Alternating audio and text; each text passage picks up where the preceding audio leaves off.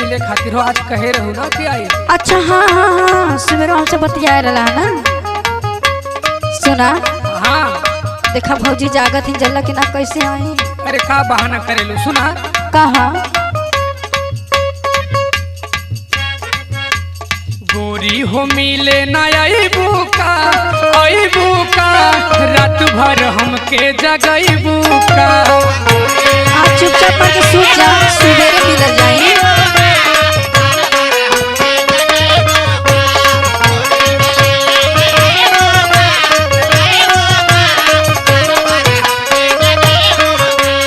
गोरी हो मिले ना अबू का रात भर हमके जगैबू का।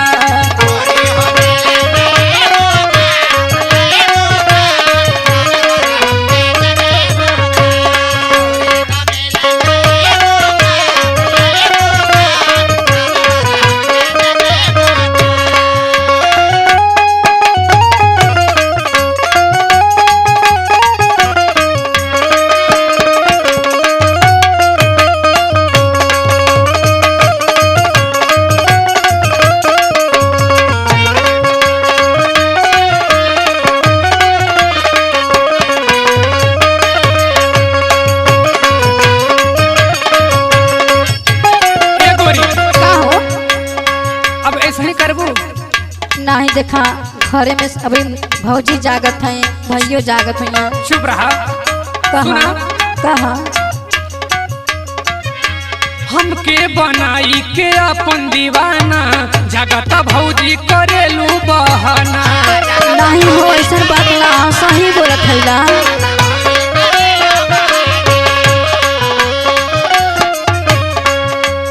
हमके बनाई के अपन दीवाना जगता भौजी करेलू बहाना। सुना कहा हमरा के सही रोइबू का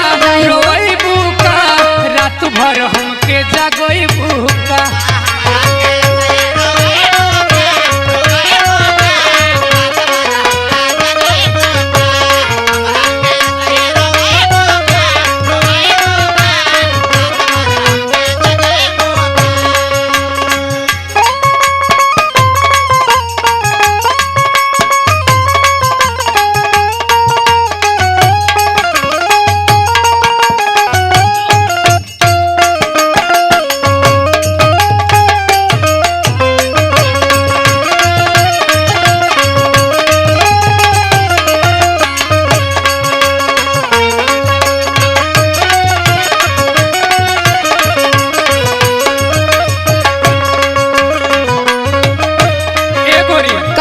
अब बर्दाश्त ना होता हो ठंडी में। सुना मन मार के सूत जा सुबेरे मुलाकात हुई राजा का मन मारी। सुना कहा तोहरा बिना ना रहता ये गोरी काके गइलू जब से दिलवा के चोरी। अच्छा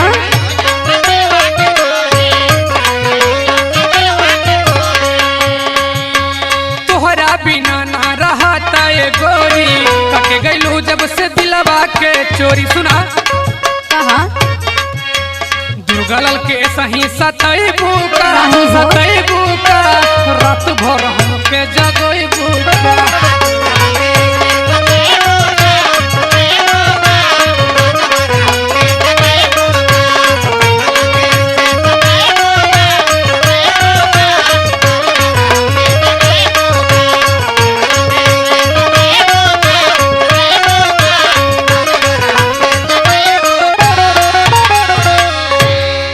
आज न मिले अब कल सुबेरे सुबह भी सहरा तो से मिले।